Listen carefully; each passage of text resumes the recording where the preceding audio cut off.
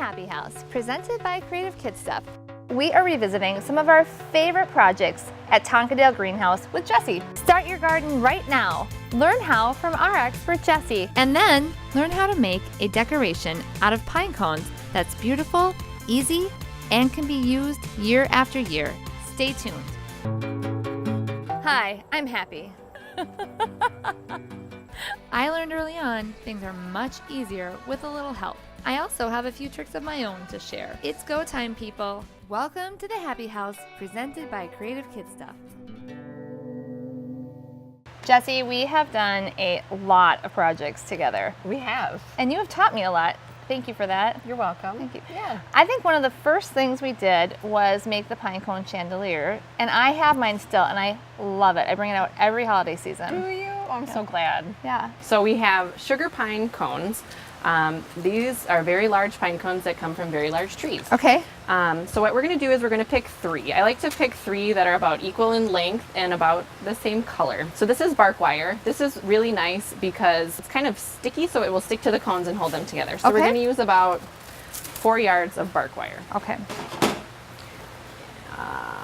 So what I do is I fold it in half. All Okay, right. and I point it away from me. So we're gonna get friendly with our cones. Okay. And we number them. Cone number 1, cone number 2, cone number 3. Okay. This is important. It is. So cone number 1 goes right into the middle of our bark wire. How far down do you go? Well, I call these like the cone teeth. So we go a couple of layers down. We're gonna just wrap it around the top and twist it nice and tight. So we're still in the middle of our wire. All right. Then we're taking cone number 2. Okay. And notice cone number 2 is a little bit curved. Oh. We're gonna have the curve going out. Okay. So, we just, does it have to be curved? It just happens doesn't to. have So if to it be. is, you're saying point it Point it out. Got it. So we buckle up cone number 2 to cone number 1 and go around the top. And we want to kind of end facing where cone number 3 will be attached. So we're ready to go. And it's good to get them nice and tight. Okay. Then we'll buckle cone number 3. Kind of right. Okay. Even. Yep. As even as possible. So Got we're it. kind of making a triangle. Then we go around the top. Get it nice and tight. So 1 is attached to 2, 2 is attached to 3. Now we need to attach cone number 3 to cone number 1. Okay. Otherwise it's kind of loose. And this is key. Okay. So then you go to the inside. Yep. And we'll go around the top. Okay. Then we have some extra bark wire. We just snip it off. We'll save it because we're going to use this for our hanger. So all right. So I think I like this piece. Okay. It's a little bit longer. It's a little bit longer. Room. Okay. So now, you know, you kind of saw how we did the wires. So we really have a triangle of wire Okay. going around the cones. And you just open them up. And we're going to make our handle. All right. Does that kind of make Yep. sense? And you just twist make a it loop. around. So we have our little hanger set to go. I have 2 different ribbons here. Okay.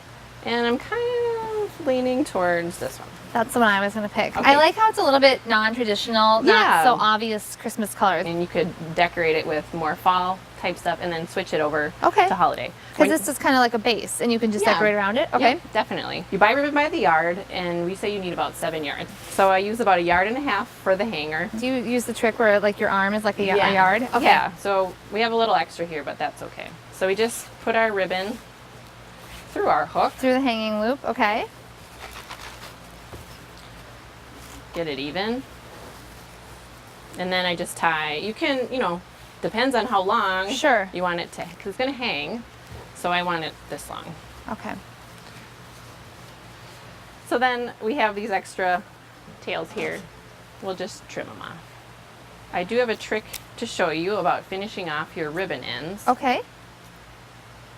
So I just cut it straight. No fancy V's or this scissors. So then to finish off your ends, you just fold it. It's kind of like hemming, you know, hemming something. Oh, Just fold it over. And all of this ribbon is wired, so it stays really That's nifty. formed how you want it. So that just kind of gives ribbon a finished edge. That is a good life skill to have. That's pretty and simple. I mean, yeah. So we're going to use this hook. Okay. And try not to hook it on our eyelids. Okay. So we can hang our chandelier. So should you hang it when you decorate it? Is that the easiest way to do it? I think it is. I mean, if you don't have this kind of a setup, you can decorate it on a table. Okay. Or you could come to a class Yes. here and do it, make it here. But I mean, you're gonna hang it from somewhere, so you could just You hang can work it there right where you're gonna hang it. Yep.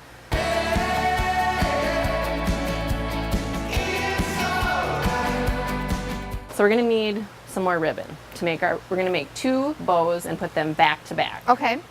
So I like to use a taped floral wire, and my wire cutters is here. Okay. So I just need one, and I can cut it in half because I'm gonna make 2 bows, so I need 2 wires. Okay. I can hold one, and I'll hold one.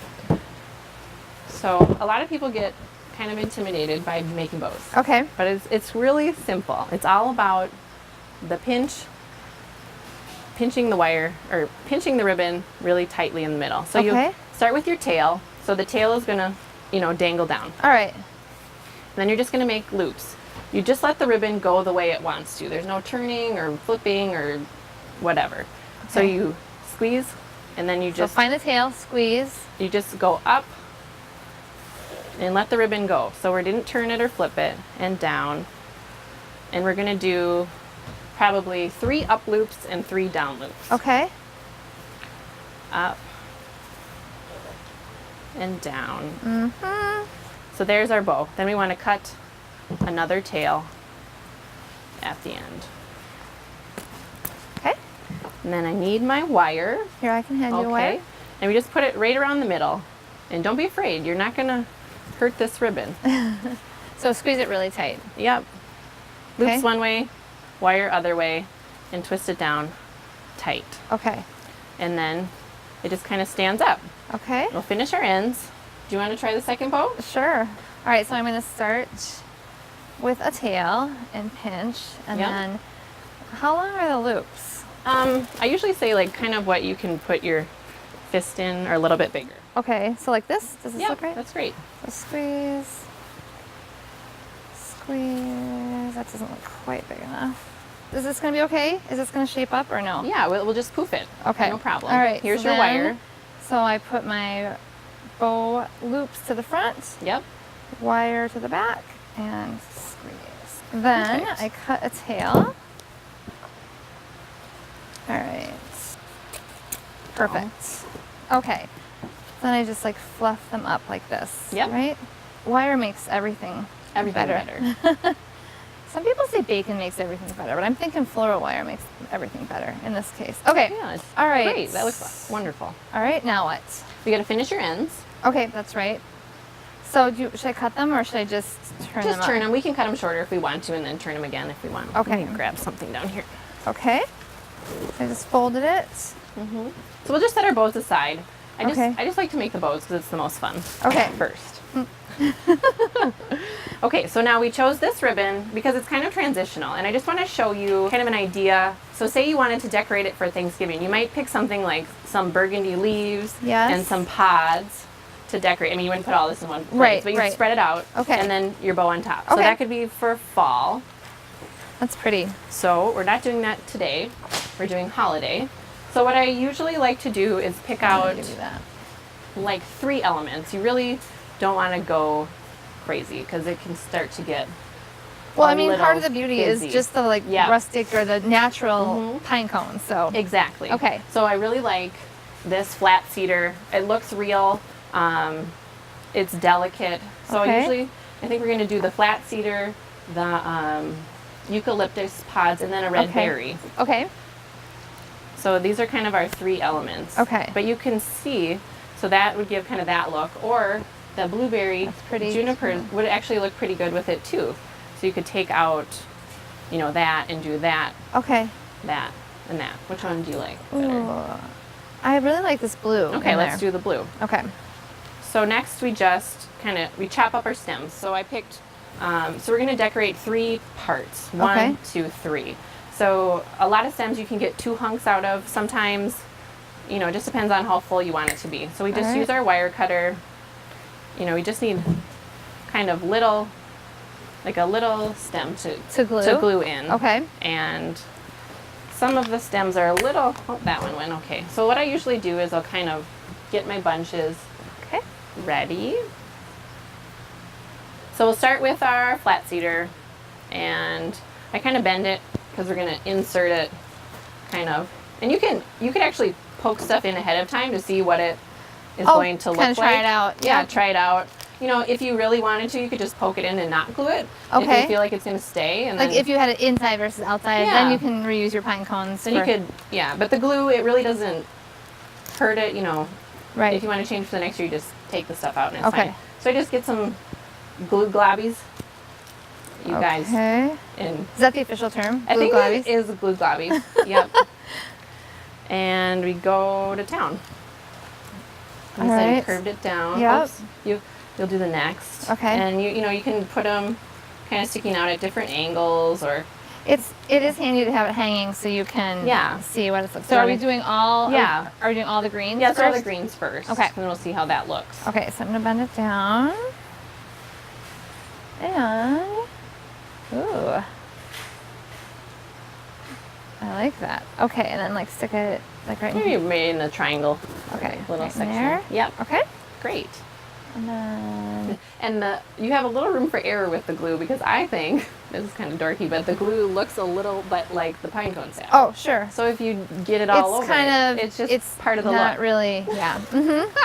I like projects that are forgiving. Need projects like this, yes, where you don't have to be so worried about perfection. Yeah. So then we have our blueberry juniper. Okay. BBJ. Okay. For short. And this is really popular. People love to put blue.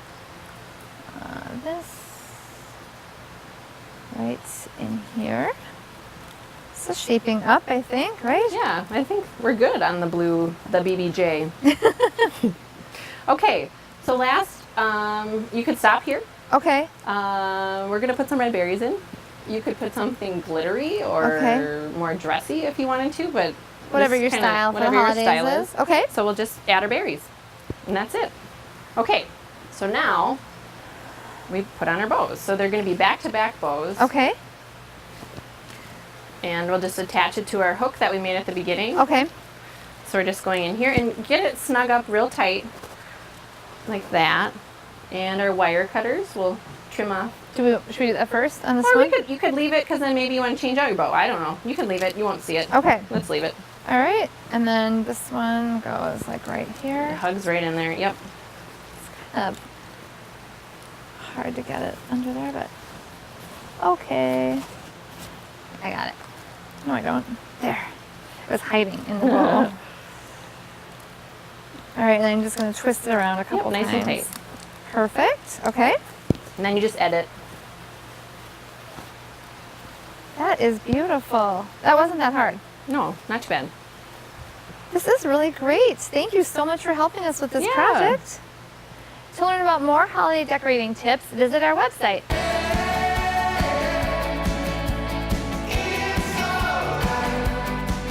So since we're at greatest hit status, do you remember when we did seed starting?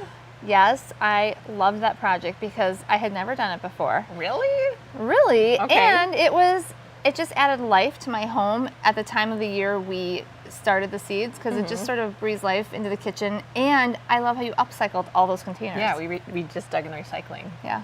No big deal. That's a good one. I'm going on an adventure this spring, and it's actually going to happen right in my own house. I've decided I want to plant a garden with my kids this summer, and I've got Jessie here to help me get started with seeds right in our own house, which I like because I actually live in a cold climate. So we're kind of sick of cold, we're kind of sick of winter. So to start growing something right now in early spring with the kids is going to be a lot of fun. So I know nothing about this. Can you help me get started? I think so. Okay. So you're going to want to start simple. So we're going to keep it simple. Yes. So kind of the basic things to know. The reason we're going to start seeds indoors is to get a jump on those transplants. So you're going to start things indoors that need warmer weather. So there are some things that you can direct sow in the garden. So these are things like beets, carrots, radishes, a lot of the root vegetables, peas, things that can tolerate cooler temperatures. We're going to just direct sow right in the garden. So let's just not mess around with starting those indoors, okay? So some of the warmer weather crops like tomatoes, peppers, basil, squash and melons, we're gonna start those indoors so that our transplants are nice and beefy once the last frost happens, and then we can put them outdoors. That makes a lot of sense. kind of the advantage to starting your own seeds is that you get to pick and choose the varieties that you really like, or maybe you want to try something new and unique, you know, maybe an heirloom variety or something that you can't find at your local garden store, because they're going to have, you know, their transplants available to buy. That actually makes a lot of sense. So garden centers start their own seeds, and I can buy a certain amount of things, but if I go and just buy seeds, it's the rack is huge, so I can choose whatever I want. Exactly. Okay. With that in mind, you know, you want to look for some specialty type things that you can't buy already grown. So in your area, you need to look up your the last average frost date. In our area, it's about mid-May. About the time of my birthday. Yes. Okay, that's how I remember it. I love having a frost in May, don't you? Isn't it great? Yeah. Well, Okay. It's average. So sometimes it's earlier, sometimes it's later. So we're going to go with our average last frost. Okay. And then we're going to back it up the number of weeks before the average last frost, and each different type of plant needs to be seeded so many weeks before that last frost if you want to start them indoors. So will it say that to me on the seed package? Like so yes. many weeks from last frost? Yes. It'll say that on the seed packet. However, the University Extension services are really good too. They have charts, et cetera, et cetera. So basically the World Wide Web is our friend Google in this. machine Yes. can help you. Okay. All right. So I made you this seed starting worksheet. Okay. Okay. So what you're going to do is you write your last average frost date up on the top. Here's kind of a list of what we want to grow. This is, you sow this many weeks before the last frost date, and then you do the math from May 15th going backwards. So tomatoes, you need to start 6 weeks before the last average frost I love indoors. this. I actually hadn't thought about this. I mean, I just wanted to start gardening with my kids, but my son Chandler would be all over this action. He would actually fill this out and tell us exactly what we needed to do. So beyond the whole growing aspect, there's just so much about the research and the sort of backing up the math and figuring out what to do. It's amazing. Yeah. So you're flipping through your calendar. Maybe that'd be something fun to do after Christmas, you know, when you're kind of winding down. Let's plan our garden. So we got the calendar. What is very exciting to me also is all of these different containers you have repurposed from your own home to actually do the seed starting. So I know we can, of course, buy these pots that biodegrade into the ground once you plant them. But what you have done is like upcycled all of these containers to grow things indoors. Digging in my recycling. That's amazing. I love it. So, and it looks, I am all about kind of aesthetics. So this actually, cute, it looks so cute too. I love the way this is. All right. So let me give me just the basics, like what kind of soil am I putting in here and how am I starting something? So what we're going to need to concentrate on is our soil. So you're going to want to use a lighter mix than potting soil. So it's going to be called a germination mix or seed starting mix. Okay. Buy this at your local garden store. And this is just your basic peat, perlite. It's nice and light so that the seeds have good drainage, good aeration. Okay.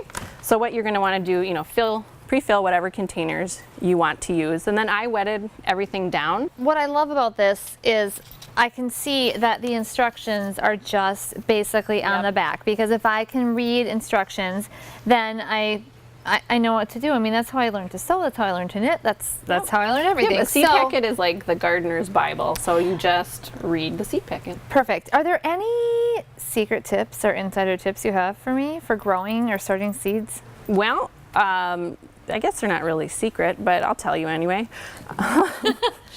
I guess a good inside track would be maybe plant a few extra in case they die. Or, you know, if I'm starting tomatoes, I might put 3 seeds in one hole so that if 2 don't come up, you still get 1. And then you just can thin them out and you have, you know, 1 sturdy plant when it's time to go.